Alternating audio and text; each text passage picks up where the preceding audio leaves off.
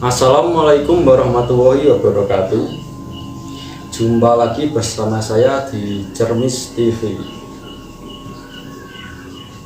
Kali ini saya kedatangan tamu spesial dari kota Semarang.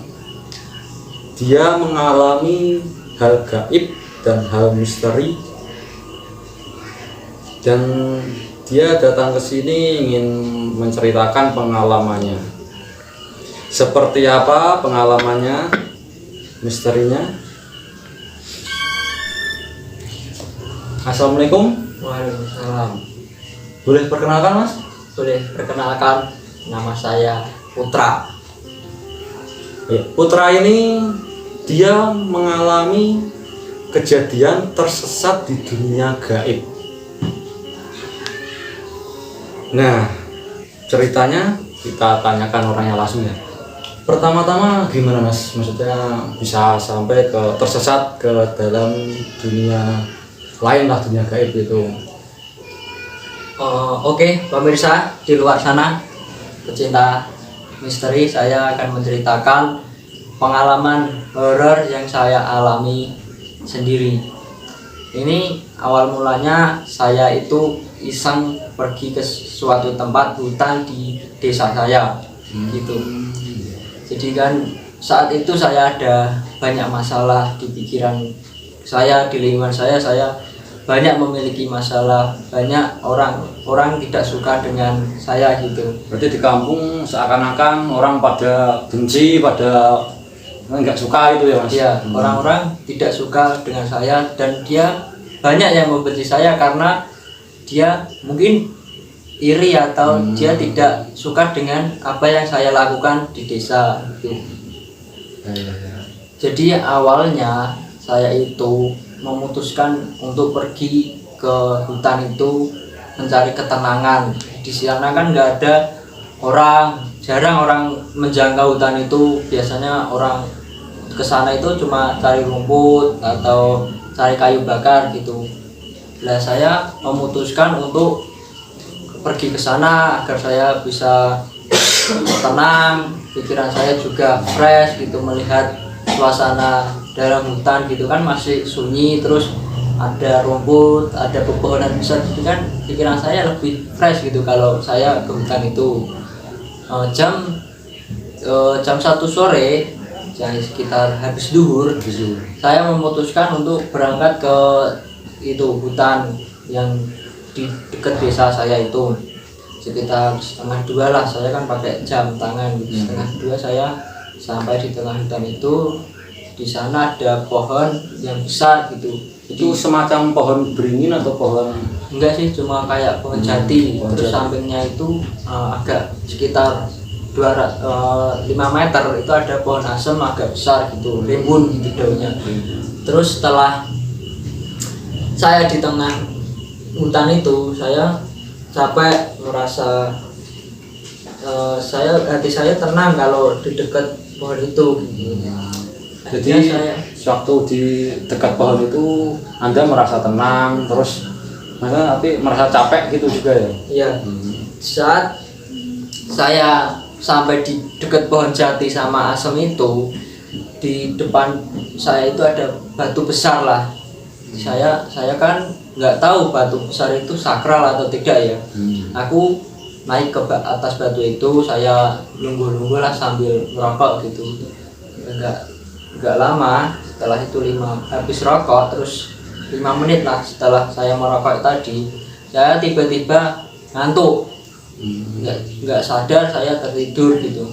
Berarti mengalami kayak setengah sadar atau berarti sama ketiduran lah gitu? Iya, ya nggak sadar lah, saya ya tidur, wajarnya orang tidur itu nggak sadar gitu.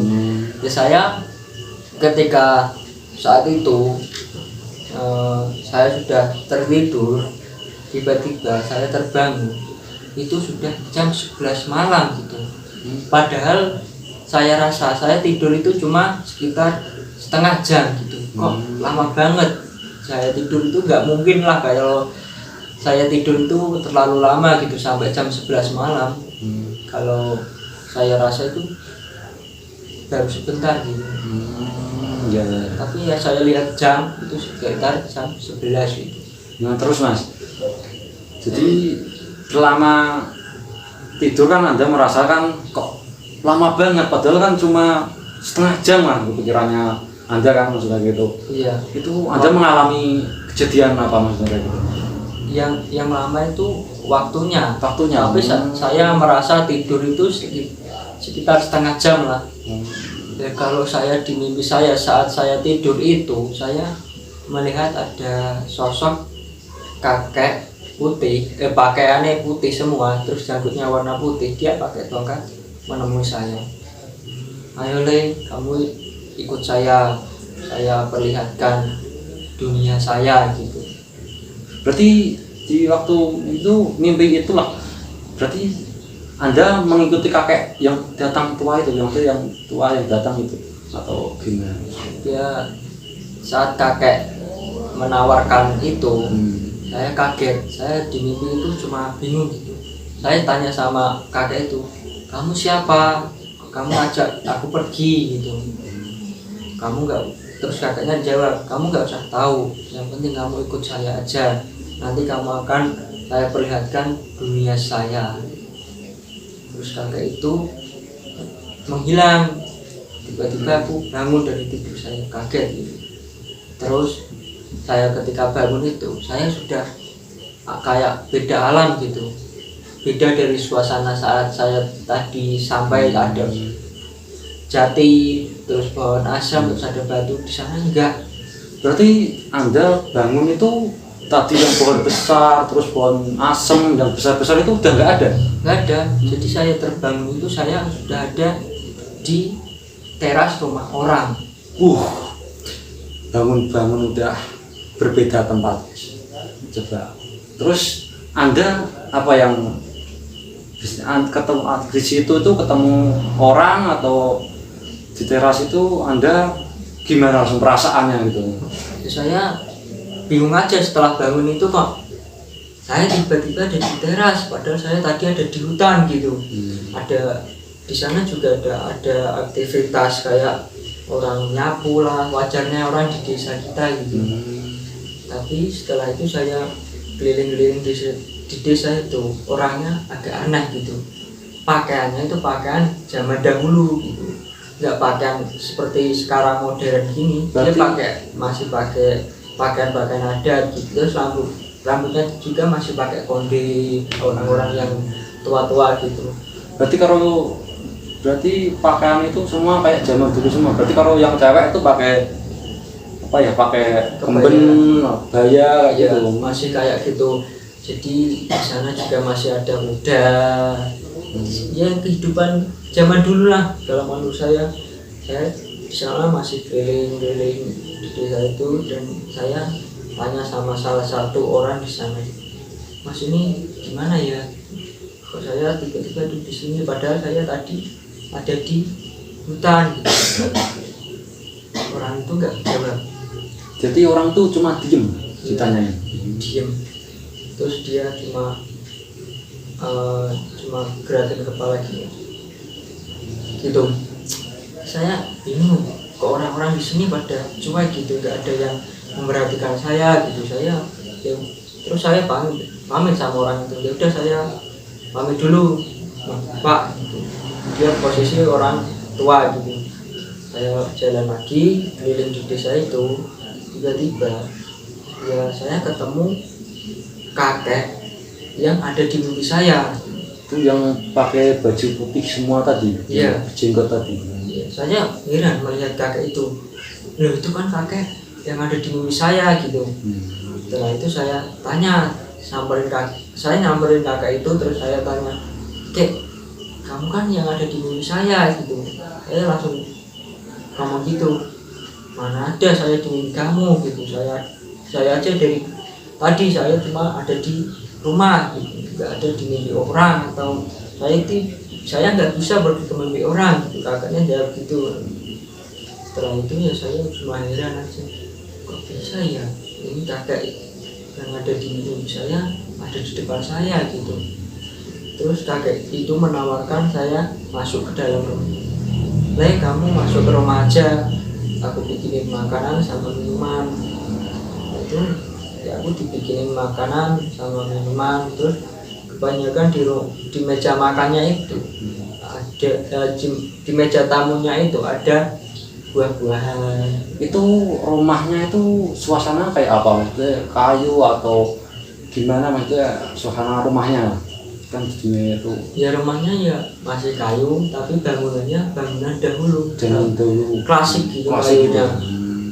Setelah itu saya ya udah langsung dicerita, disamperin, bawain kopi, terus bawain makanan juga, disuruh makan di sana. Setelah itu saya ditanya, "Kok kamu pakaiannya berbeda dari anak-anak remaja yang lain?" Gitu. Kakaknya tanya gitu, saya cuma jelasin aja.